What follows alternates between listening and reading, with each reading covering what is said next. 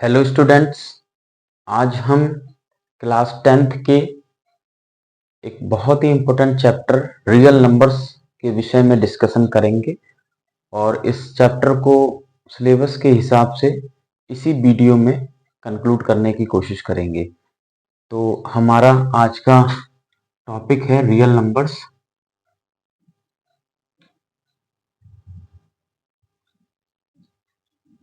हिंदी में हम कहेंगे वास्तविक संख्याएं।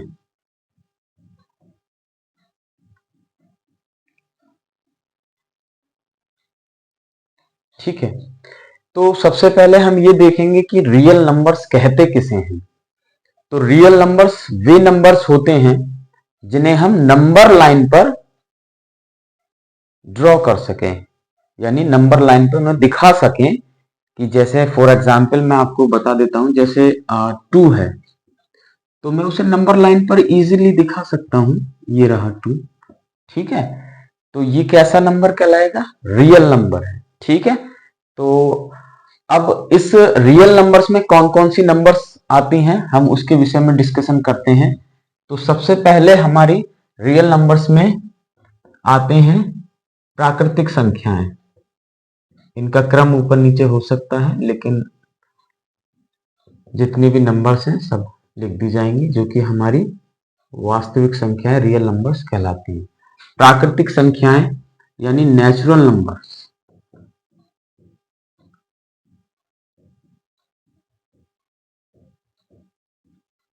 ठीक है, नेचुरल नंबर्स हमारी 1 से स्टार्ट होती है, 1 2 3 4 5 एंड सो ऑन। ठीक है, इसके बाद आती हैं हमारी होल नंबर्स।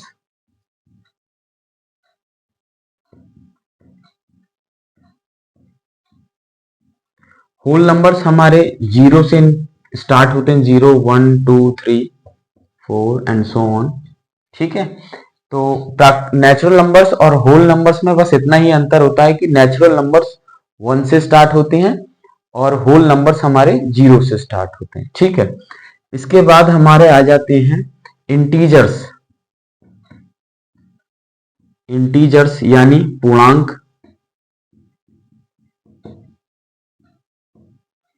ठीक है, तो इंटीजर्स जो होते हैं वो दो टाइप्स के होते हैं हमारे।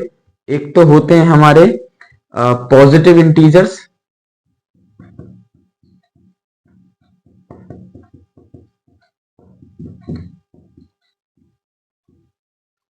यानी धनात्मक पूर्णांक, जो कि 1 से स्टार्ट होते हैं, 1 2 3 4 एंड सो ऑन। यानी ये हमारे एक तरीके से क्या है, नेचुरल नंबर्स ही हैं, पॉजिटिव इंटीजर्स। ठीक है, दूसरा नेगेटिव इंटीजर्स, यानी -1 -2 -3 -4 एंड सो ऑन। ठीक है, लेकिन अगर मैं इंटीजर्स की बात करूं तो इसमें मेरे पॉजिटिव इंटीजर्स भी आ जाएंगे और नेगेटिव इंटीजर्स भी आ जाएंगे। ठीक है, और जीरो भी आ जाएगा। जीरो भी एक इंटीजर है, लेकिन यह ना तो पॉजिटिव इंटीजर है ना ही नेगेटिव इंटीजर है, इट्स ओनली ए इंटीजर। ठीक है, उसके बाद इसमें मेरे फ्रैक्शंस आ जाएंगे, यानी भिन्नें जितनी भी होती हैं।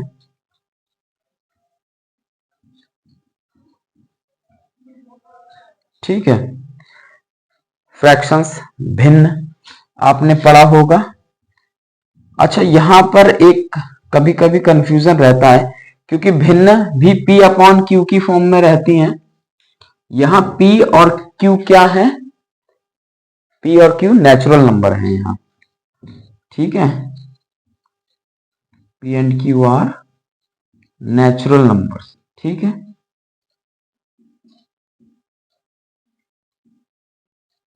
ठीक है, तो नेचुरल नंबर्स मैंने बता दिया, 1 2 3 4 5। ठीक है, तो उसी रूप में हम इसकी वैल्यू यहां रख सकते हैं। ठीक है, और क्या क्या हम नंबर लाइन पे शो कर सकते हैं, और वो वास्तविक संख्याएं हैं। रियल नंबर्स हैं। इसके बाद हमारा जो प्राइम नंबर्स आ जाती है, प्राइम नंबर्स यानी अभाज्य संख्याएं। अभाज्य संख्याएं यानी प्राइम नंबर्स क्या होती हैं, जो सिर्फ अपने आप से या फिर अपने आप से या 1 से डिवाइड होती है। 1 से तो सभी नंबर्स डिवाइड हो जाते हैं, ठीक है। तो हमारी ये संख्याएं क्या कहलाती हैं, अभाज्य संख्याएं कहलाती हैं, जो कि 1 से या फिर अपने आप से डिवाइड होती है, किसी अन्य संख्या से डिवाइड नहीं होती कंप्लीटली। और इसमें क्या आएंगे हमारी भाज्य संख्याएं। भाज्य संख्याएं क्या कहलाती हैं, कंपोजिट नंबर, है ना। कंपोजिट से ही आप समझ गए होंगे, यानी जो अपने आप के अलावा, अपने आप और 1 के अलावा भी किससे और डिवाइड हो जाएं, किसी अन्य संख्याओं से भी डिवाइड हो जाएं, तो वो कंपोजिट नंबर्स कहलाते हैं, ठीक है। इसके अलावा भी और भी हैं जो रियल नंबर्स हैं, मैं इसे इरेज कर देता हूं, ठीक है।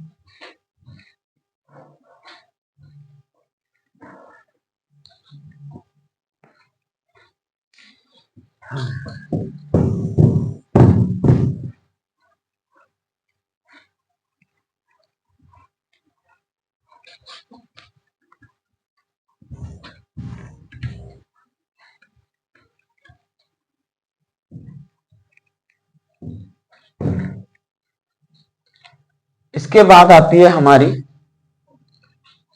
Rational numbers. रेशनल नंबर्स क्या होती हैं, यानी हिंदी में इन्हें क्या बोलेंगे, परिमेय संख्याएं, है ना, परिमेय संख्याएं।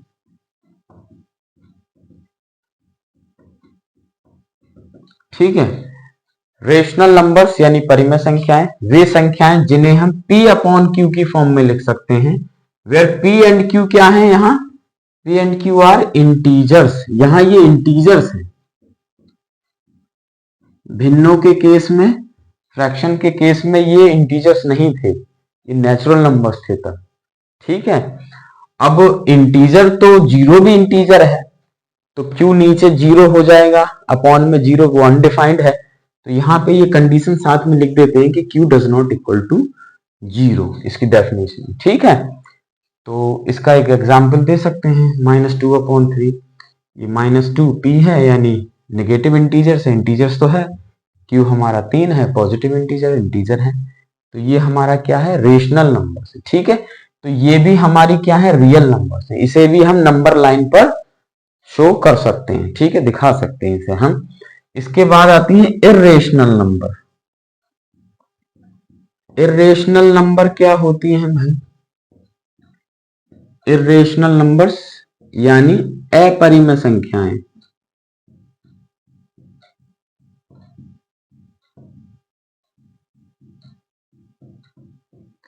अपरिमेय संख्याएं जिन्हें हम P अपॉन Q की फॉर्म में नहीं लिख सकते, ठीक है। तो इसमें बेसिकली वे नंबर्स आते हैं अंडर रूट में जो कि जिनका पेयर नहीं बन पाया, है ना, जो कि परफेक्ट स्क्वायर नहीं बन पाए, है ना, जिस कारण से ये रूट के अंदर ही रह गए, ठीक है। जैसे √2, √3, √5, √7, √15, है ना, ये 5 into 3, तो एक 5 का और मिल जाता, एक 3 का और मिल जाता, तो पेयर बन के ये बाहर आ जाते, लेकिन अब अंदर फंसे रह गए, तो ये कैसे होंगी, इर्रेशनल नंबर्स होंगी। इनकी क्या पहचान है और इनकी डेफिनेशन क्या है, और क्या डेफिनेशन है कि √2 या √3, √5 इर्रेशनल नंबर है, इनका अगर मैं वैल्यू निकालूंगा तो एक तो नॉन टर्मिनेटिंग होगी, वो नॉन टर्मिनेटिंग। नॉन टर्मिनेटिंग का क्या मतलब है, उसका अंत नहीं होगा, ठीक है। जैसे √2 की वैल्यू अगर मैं निकालूं 1.41421356, इस तरीके से कुछ चलेगा, है ना, ठीक है, इस तरीके से चलता रहेगा, लेकिन इसका अंत नहीं मिलेगा, टर्मिनल पॉइंट नहीं मिलेगा, ठीक है। अच्छा, और दूसरा क्या है, ये दोनों ही कंडीशन सेटिस्फाइड होनी चाहिए, नॉन रिपीटिंग। नॉन रिपीटिंग का क्या मतलब है? नॉन रिपीटिंग का ये मतलब है, जैसे ये लिखा हुआ है 1.3333 एंड सो ऑन। तो यहाँ पे आप देख रहे हैं कि ये 333 बार बार रिपीट हो रहा है, 3 रिपीट हो रहा है ना। नॉन टर्मिनेटिंग तो ये भी है, नॉन टर्मिनेटिंग तो ये भी है, इसका टर्मिनल नहीं मिल रहा है ना। लेकिन ये रिपीटिंग है, इसमें रिपीट कर रहा है कोई भी डिजिट या फिर पूरा एक पेयर ऑफ डिजिट। जैसे मान लीजिए 2.532 532 532 इस तरीके से आ रहा है। तो यहाँ ये 532 क्या कर रहा है? रिपीट कर रहा है अपने आप को। ठीक है, तो ऐसी कंडीशन नहीं होनी चाहिए। इनमें से एक भी कंडीशन नहीं है, सेटिस्फाइड नहीं होती है, तो वो इरेशनल नहीं होगा, वो रेशनल हो जाएगा फिर। ठीक है, तो आप चाहे निकाल के भी देख सकते हैं। √2 की वैल्यू हमने डिवीजन मेथड से रूट निकालना देखा है, हम कैसे बनाते हैं। इधर 0 0 ये लगा दिया, ठीक है। इस दशमलव के इधर, पॉइंट के इधर, इधर की तरफ ऐसे पेयर बनते हैं, दशमलव के इधर इधर की तरफ को पेयर बनते हैं, है ना।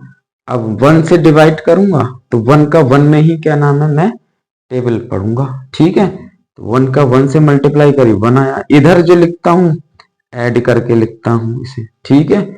इधर जितनी बार करा उधर ऊपर लिख देता हूं, इधर क्या करता हूं सब्ट्रैक्ट करता हूं, 2 में से बन गया 1, फिर पॉइंट इधर लगा दिया, पूरा पेयर उतरता है, ये पूरा 0 का ये पूरा पेयर उतरेगा।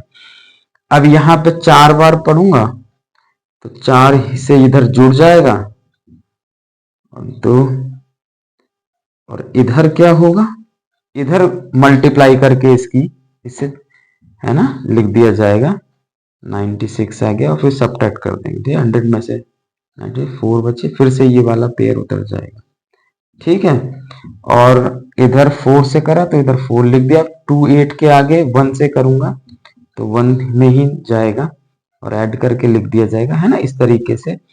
तो आप देखेंगे कि √2 की वैल्यू निकालते समय ये हमें एक नॉन टर्मिनेटिंग और नॉन रिपीटिंग वैल्यू मिलेगी। आप देख सकते हैं कि यहाँ कुछ ही प्लेस तक मैंने इसकी वैल्यू निकाली है, तो आप देख सकते हैं कि कोई भी डिजिट या फिर पेयर ऑफ डिजिट्स रिपीट नहीं कर रहे हैं, सब डिफरेंट है ना। इस तरीके से नहीं, इस तरीके से केस नहीं है ना। तो ये डेफिनेशन होती है इरेशनल नंबर की। ठीक है, इसमें से अगर एक भी चीज सेटिस्फाइड नहीं है तो वो रेशनल कहलाएगी। दोनों ही चीजें कंडीशन सेटिस्फाइड होनी चाहिए। ठीक है,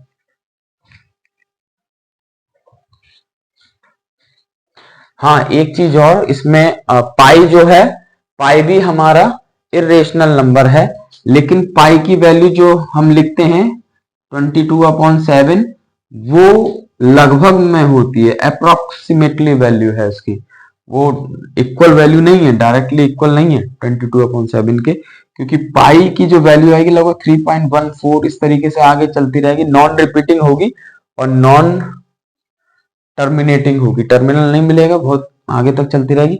अब चूंकि इसे 7 से डिवाइड करेंगे तो 2 प्लेस तक ये सेम वैल्यू ऐसी मिलेगी, तो हम अपनी सुविधा के लिए 22/7 लिख देते हैं, लेकिन ये एग्जैक्ट वैल्यू नहीं है पाई की, अप्रोक्सीमेटली वैल्यू, इसलिए यहाँ एग्जैक्ट का, डायरेक्टली एग्जैक्ट का साइन नहीं लगाते हम, ये अप्रोक्सीमेटली का साइन लगाते हैं। ठीक है, अच्छा, तो ये हमने बताया कि ये सारी संख्याएं जितनी मैंने अभी बताई नंबर, ये सब क्या है, रियल नंबर्स हैं, इन्हें हम नंबर लाइन पर ड्रॉ कर सकते हैं, शो कर सकते हैं। ठीक है, इसे मैं इरेज कर देता हूं।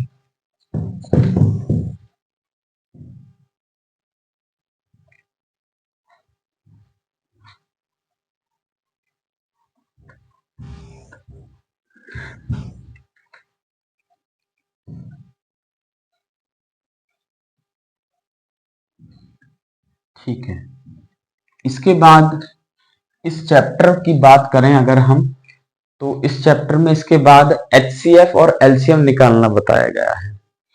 तो HCF और LCM हम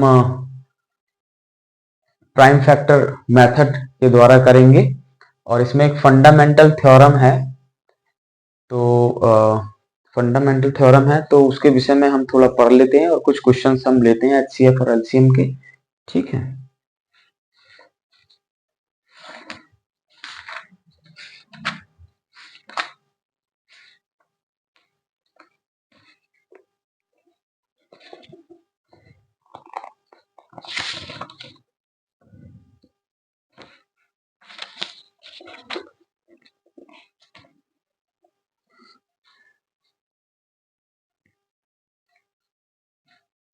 26 and 91।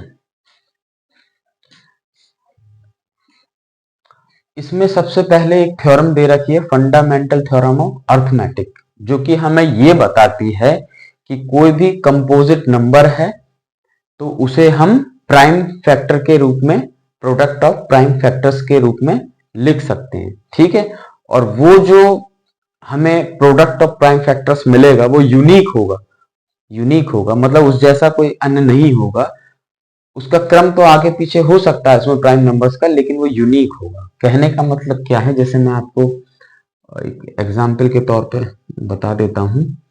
जैसे ये 45 है, इसके अगर मैं प्राइम फैक्टर्स करूं तो डिवीजन से निकाल लेता हूं।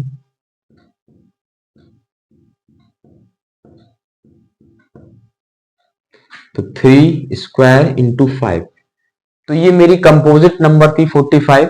इसे मैंने प्रोडक्ट ऑफ प्राइम फैक्टर्स के रूप में लिख दिया। तो ये जो मुझे मिला ये यूनिक है। इसके अलावा इसके और अन्य प्राइम फैक्टर्स का प्रोडक्ट मुझे नहीं मिल सकता। ऑर्डर आगे पीछे हो सकता है, नहीं पहले 5 आ जाए फिर 3 के स्क्वायर आ जाए। ठीक है, ऐसा तो हो सकता है, बट ऐसा नहीं होगा कि इसके अलावा कोई और प्राइम नंबर्स मुझे मिल जाए। ठीक है, अच्छा अगला इसमें जो HCF और LCM बताया गया है निकालना, उसके विषय में मैं आपको थोड़ा बता देता हूं। जैसे 26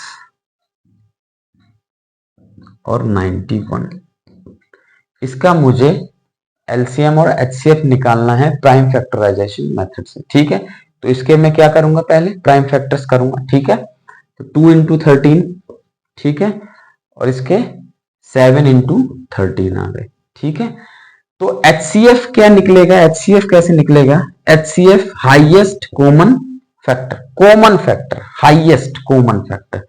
तो इन इसमें और इसमें 2 है क्या, नहीं है, 2 कॉमन ही नहीं है। HCF में कॉमन देखेंगे, 13 मिला मुझे। ठीक है, तो 13 आ गया मेरा। इसके अलावा कुछ और मिल रहा है, नहीं मिल रहा है, तो HCF मेरा हो गया 13। ठीक है, अगर सपोज कीजिए जैसे ये 8 और 48, इसके बीच मुझे HCF निकालना होता, तो 8 के फैक्टर आ गए 2 की पावर 3। ठीक है, और इसके फैक्टर हो गए 48 के 2 की पावर 4 इंटू 3। ठीक है,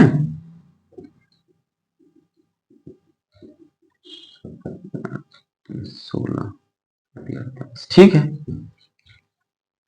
अब HCF में कॉमन देखूंगा और कॉमन में भी जो मिनिमम पावर होती है वो देखूंगा। ठीक है, तो यहां पे 2 दोनों में कॉमन मिल रहा है प्राइम फैक्टर, लेकिन इसमें मिनिमम पावर है 3 और इसमें मिनिमम पावर, इसमें पावर है 4।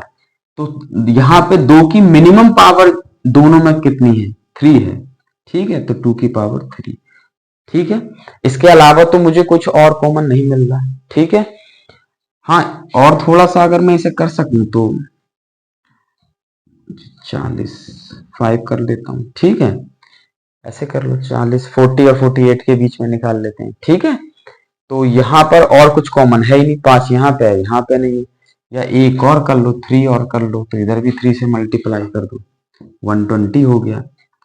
ठीक है, अब यहां पर जैसे 9 कर लेते हैं, 3 का स्क्वायर कर लो भाई। ठीक है, 3 से और कर दो, 12 3 36, 360 हो गया। ठीक है, एक बार और चेक कर लो 360 के फैक्टर करके भाई, आपको समझाने के लिए।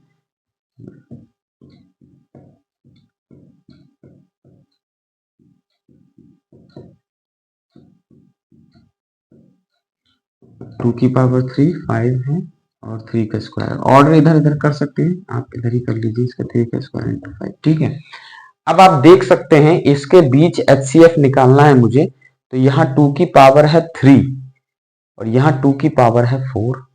तो HCF में मैं कॉमन देखूंगा, पहले तो 2 कॉमन मिला, लेकिन उसकी सबसे मिनिमम पावर ली जाएगी 2 की पावर। ठीक है, फिर उसके बाद देखिए यहाँ 3 कॉमन है, 3 दोनों में कॉमन है, तो 3 तो लूंगा मैं, लेकिन उसकी मिनिमम पावर लूंगा। यहाँ मिनिमम पावर, इस यहाँ पावर है 1, यहाँ है 2, तो 1 वाली लूंगा। ठीक है, इस तरीके से हम HCF निकालें, 24 आ गया। ठीक है, ये हो गया।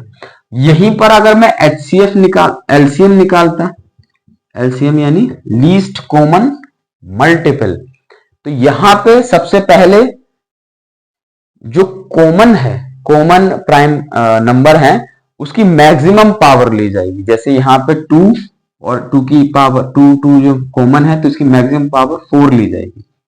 ठीक है, और यहाँ पे कॉमन नहीं देखा जाएगा। जैसे यहाँ पे एचसीएफ में तो हमने कॉमन देखा था कि इन दोनों में जो भी कॉमन है प्राइम नंबर वाला, उसकी मिनिमम पावर ले लो, खत्म। यहाँ पे कॉमन नहीं देखा जाएगा, जितने भी हमारे यहाँ पर जितने भी प्राइम नंबर मिले हैं उन सबकी मैक्सिमम पावर लिख दी जाएगी, सब आएंगे यहाँ पे। जैसे 2 है तो 2 की मैक्सिमम, 3 यहाँ पे है तो इसकी मैक्सिमम पावर है 2 लिख दो। 5 यहाँ पर है लेकिन यहाँ पर नहीं है तो इसमें एलसीएम में फर्क नहीं पड़ता। यहाँ इसकी 5 की मैक्सिमम पावर, यहाँ पे पावर है 1 और यहाँ पे इसकी 5 की पावर है 0। ठीक है, तो यहाँ पर इसकी मैक्सिमम पावर 5 की 1 लिख दी जाएगी। ठीक है, तो एलसीएम में सारे के सारे हम प्राइम नंबर्स ले लेते हैं विद मैक्सिमम पावर, और एचसीएफ में सिर्फ कॉमन देखेंगे और विद मिनिमम पावर। ठीक है, तो ये है, ये इसका एलसीएम आ जाएगा। ठीक है, हम इसकी मल्टीप्लाई कर लेंगे।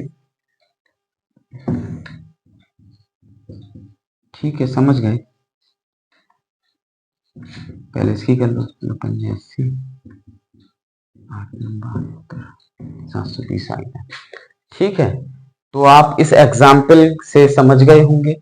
सही है, किसी और कंपोजिट नंबर दे रहा होता तो फिर उसके भी, आप कोई भी नंबर दे देता कंपोजिट या प्राइम, तो उसके भी हम फैक्टर कर लेते, फिर तीनों में देखते यही चीज जो अभी दोनों में देखी है, इस बार तीनों में देख लेते। ठीक है, कोई फर्क नहीं पड़ता। तो एचसीएफ यहाँ पे हमने देखा कॉमन और विद मिनिमम पावर, यहाँ पे भी एक है तो एक ही आ जाएगा।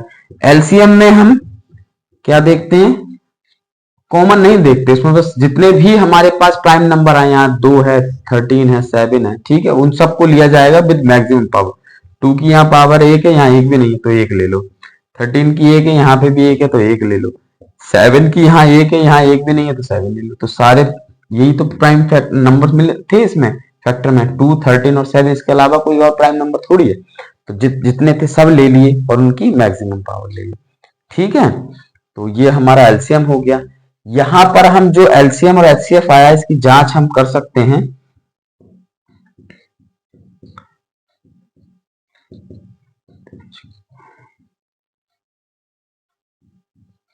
कैसे कर सकते हैं, फार्मूला है क्या कि दो नंबर्स जो हमारे पास हैं 26 और 91, इनका प्रोडक्ट यानी मल्टीप्लिकेशन इनके एचसीएफ और एलसीएम के प्रोडक्ट के बराबर आएगा। देख लेते हैं, 26 और 91 का इधर हम मल्टीप्लिकेशन कर लेंगे। एचसीएफ हमारा ये 13 इंटू 182 है। ठीक है, यहाँ हम इसका कर लेते हैं और इधर हम इधर मल्टीप्लाई कर लेते हैं 26 और 91 की। ये आ गई हमारी 26,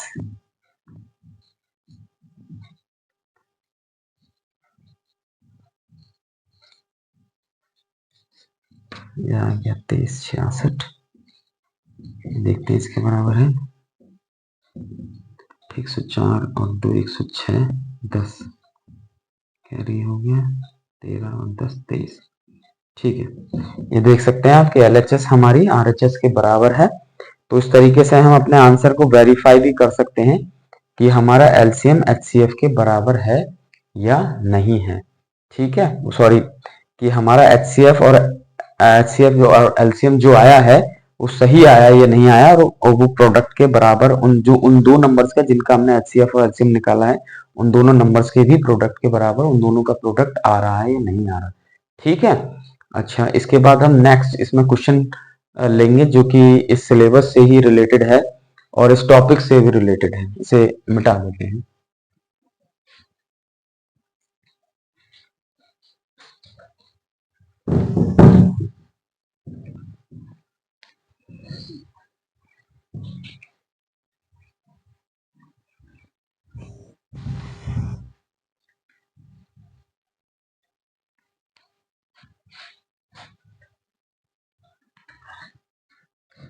इसमें एक क्वेश्चन ये है कि 6 की पावर n जो है, जहां n हमारा कोई भी नेचुरल नंबर है,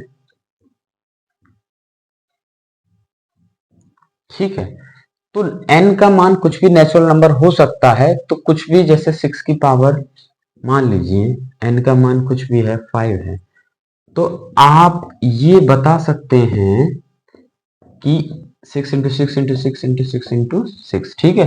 तो आप बिना मल्टीप्लाई किए ये बता सकते हैं कि इसकी मल्टीप्लाई करने के बाद जो वैल्यू आएगी, क्या उसके लास्ट में 0 होगा या नहीं होगा, बता सकते हैं।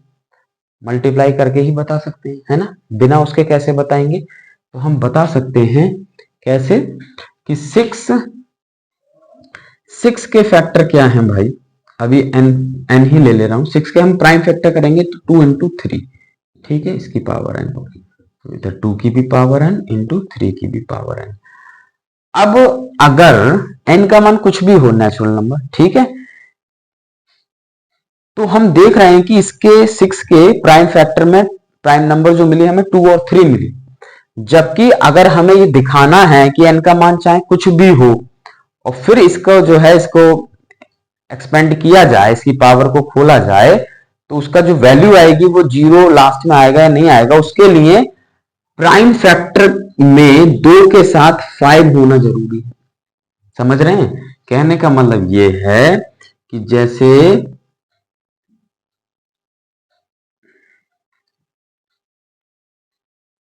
20 की पावर n है, ठीक है। अब यहां पे 20 के फैक्टर्स करेंगे तो 2 स्क्वायर इंटू 5, ठीक है, इसकी पावर n, सही है। n का मान कुछ भी हो सकता है, तो 2 की पावर 2n इंटू 5 की पावर n, ठीक है। तो यहां पे 2 भी मिला मुझे और 5 भी मिला, ठीक है, एज ए प्राइम नंबर, ठीक है। तो अगर n की वैल्यू में कुछ भी लगाऊं यहां पे, तो मुझे जब मैं फिर उसे एक्सपेंड करूंगा तो लास्ट में मुझे 0 जरूर मिलेगा, जो भी इसकी वैल्यू आएगी, ठीक है। लेकिन यहां पे मुझे नहीं मिलेगा, क्यों, क्योंकि यहां पे 2 तो है लेकिन 5 नहीं है, क्योंकि अगर मैं 2 की 5 से कर दूंगा मल्टीप्लाई तो 10 मिल गया, सही है। तो 10 मिल गया तो एक 0 तो मिल गया ना, फिर तो कितने से भी करो 0 तो मेरा लास्ट में आएगा ही, है ना। तो इसलिए हम यहां पे इस क्वेश्चन के आंसर में लिखेंगे कि इसके प्राइम फैक्टर में 2 के साथ साथ 5 होना जरूरी है, जो कि नहीं है, इसलिए इसकी जो वैल्यू आएगी वो 0 पे लास्ट नहीं होगी, ठीक है।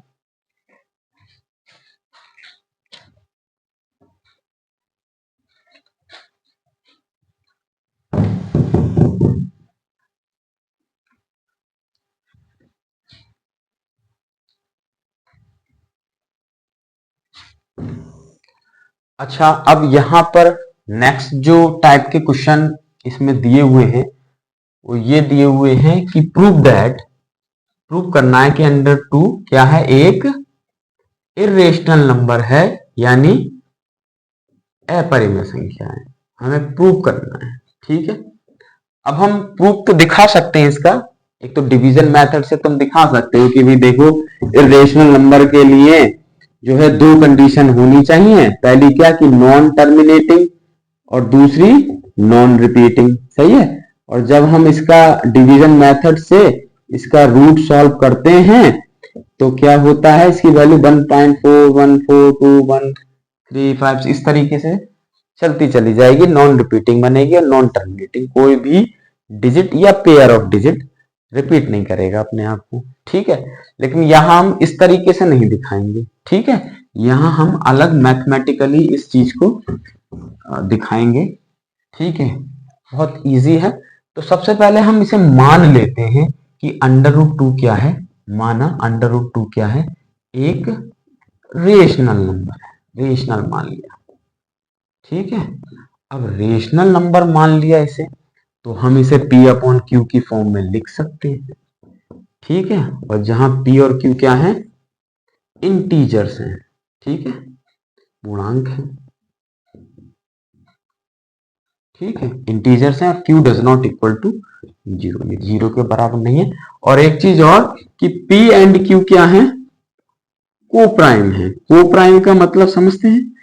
को प्राइम नंबर्स वे नंबर्स होते हैं जिनके बीच में अब कोई भी कॉमन नहीं है वन के अलावा, यानी इन दोनों का HCF जो है वो वन है। ठीक है, तो ये को प्राइम है, यानी जैसे 2/3 है, ये दोनों को प्राइम नंबर है। अब जो इन्हें जितना सॉल्व करना था मैं कर चुका। जैसे मान लो ये 8/16 है, तो ये अभी को प्राइम नहीं है, यहाँ पे 4 से ये कट गया, सही है, और फिर से ये कट गया, तो ये 1/2 आ गया। अब आया इससे ज्यादा, और इसे हम सॉल्व नहीं कर सकते, ठीक है, और इसे सिंप्लीफाई नहीं कर सकते, तो ऐसी मैंने इसे लिख दिया है। अब इनके बीच में कुछ भी वन के अलावा कॉमन नहीं है, पूरी तरह सिंप्लीफाई कर दिया है, जो कटना था काट, ठीक है, जो भी कॉमन था उसे हटा दिया गया, ठीक है।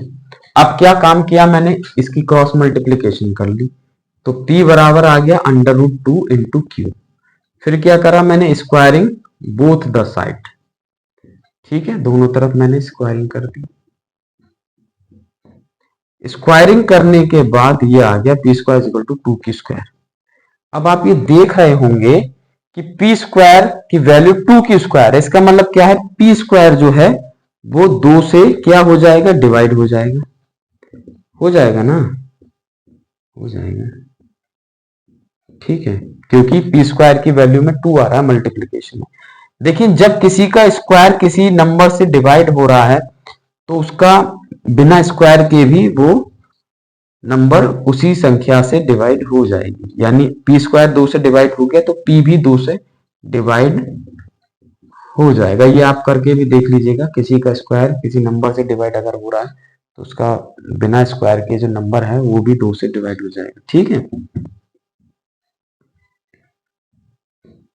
अच्छा, अब जब P 2 से डिवाइड हो जाएगा, इसका मतलब क्या है कि P की जो वैल्यू है वो 2 की मल्टीपल में कोई वैल्यू के बराबर है, यानी 2 इंटू आर मान लीजिए, जहां आर क्या है, एनी इंटीजर, ये भी कोई इंटीजर है, ठीक है।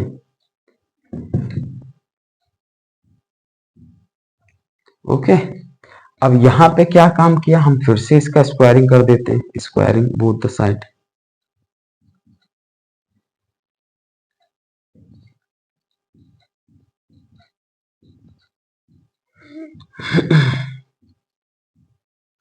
तो P² = 4R², ठीक है। यहाँ P² की वैल्यू अभी हमने निकाली थी 2Q² के बराबर है, इसे इक्वेशन 1 मान लिया, तो इक्वेशन 1 से हम P² की वैल्यू रख देंगे 2Q², ये हम ब्रैकेट में लिख देंगे फ्रॉम 1, इक्वेशन 1, तो ये 2 से ये 4 डिवाइड, तो यानी हमारी Q² की वैल्यू आ गई 2R²। अब आप देख रहे होंगे कि Q² की वैल्यू 2R² आ गई, मैं इसे यहां लिख देता हूं, ठीक है। तो Q² की वैल्यू मेरी 2R² आ गई, इसका मतलब क्या है, Q² जो होगा वो 2 से डिवाइड होगा, ठीक है। अब जब Q² होगा तो भैया Q भी होगा, ठीक है। लेकिन अब आप ये देख रहे होंगे कि ये P भी 2 से डिवाइड होगा, Q भी 2 से डिवाइड होगा, लेकिन आप पहले ये कह चुके हो कि P और Q क्या है, को प्राइम है, यानी अब ये किसी और से डिवाइड नहीं होंगे 1 के अलावा, है ना। तो हमने इसका मतलब क्या, ये तो बिल्कुल बात उल्टी जा रही है इसके, तो उल्टी जा रही है तो हमने कुछ उल्टा ही मान रखा है, यानी हमने मान रखा था इसे रेशनल परिमेय, इसका मतलब ये परिमेय नहीं है, अपरिमेय, ठीक है। तो यहां लिख देंगे कि यहां लिख देंगे P व Q दोनों ही 2 से डिवाइड होंगी, जबकि क्या हमने शुरू में क्या माना था, हमने शुरू में माना था क्या कि P व Q को प्राइम नंबर्स हैं, ठीक है, को प्राइम है, यानी इनके बीच में कुछ भी कॉमन नहीं है 1 के अलावा, ठीक है। अतः हमने जो माना वो सब ये उल्टा हो गया, तो जो माना था वो उल्टा ही माना है, तो अतः क्या होगा भैया, ये ऐसी ऐसी उसी रूप में लिख ही नहीं सकते हम P Q को जो कि कोप्राइम हो, जब हम इसे लिख ही नहीं सकते ऐसी नंबर में जो कि कोप्राइम हो, जबकि किसी भी रेशनल नंबर को हम लिख सकते लेकिन यहाँ नहीं लिख पा रहे हैं, तो इसका मतलब क्या है, हम इसे इस रूप में लिख नहीं पा रहे हैं, इसका मतलब क्या है, ये रेशनल नहीं है, ये इर्रेशनल है। अतः √2 एक इर्रेशनल नंबर है। ठीक है, इसी तरीके से हम √2 के अलावा √5, √7, √3 है ना, दिखा सकते हैं कि ये क्या है, इर्रेशनल नंबर है, अपरिमेय संख्या है। ठीक है,